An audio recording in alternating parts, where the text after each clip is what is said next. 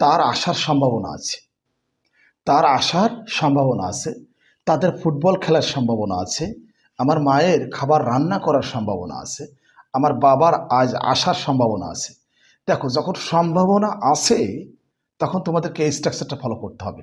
অর্থাৎ সম্ভাবনা আছে যখন থাকে তখন লাইকলি টু কি ব্যবহার করতে হবে? লাইকলি টু ব্যবহার করতে হবে। আচ্ছা ঠিক আছে, এ পর্যন্ত ঠিক আছে যে সম্ভাবনা আছে মানে লাইকলি টু এর এই স্ট্রাকচারটা ব্যবহার করতে হবে, subject plus am is are plus likely to plus V one plus object. আরও একবার দেখো, যখন বাংলা বাক্যের মধ্যে সম্ভাবনা আছে থাকবে তখন তোমাদেরকে এই স্ট্রাকচারটা ফলো করতে হবে, subject plus am is are plus likely to plus V one plus object. চলো আমরা উদাহরণ প্র্যাকটিস করি। আমি এর পরে কিন্তু একটা গুরুত্বপূর্ণ বিষয় আলোচনা করব যেটা এর সাথে রিলেটেড। যদি ভিডিওটি কন্টিনিউ করো তাহলে খুব সহজে বুঝতে পারবে। আচ্ছা ধরো, ওই যে আমি বলছি না তার আসার সম্ভাবনা আছে, দেখো নিয়ম অনুযায়ী হবে। এখানে সাবজেক্টটা কি? হি। তাহলে হির পরে কি বসবে? Is. He is likely to come. He is likely to খাম, তার আসার সম্ভাবনা আছে। স্ক্রিনে দেখো, হি ইজ লাইকলি টু খাম। আচ্ছা এটা হয়তো তোমরা পারবে।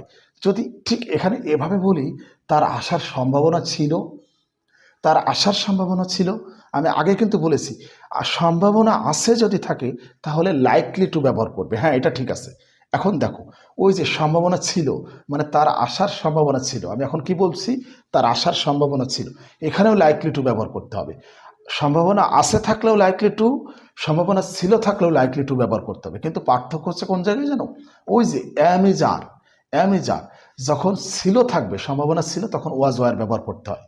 যখন সম্ভাবনা আছে থাকে তখন এম ইজ আর ব্যবহার করতে হয়, তারপরে লাইকলি টু, তারপরে likely to.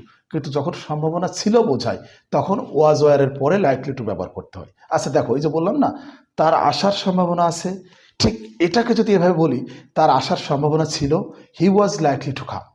He was likely to come, পাস্টের ব্যাপার। আচ্ছা তাদের আসার সম্ভাবনা আছে, they are likely to come.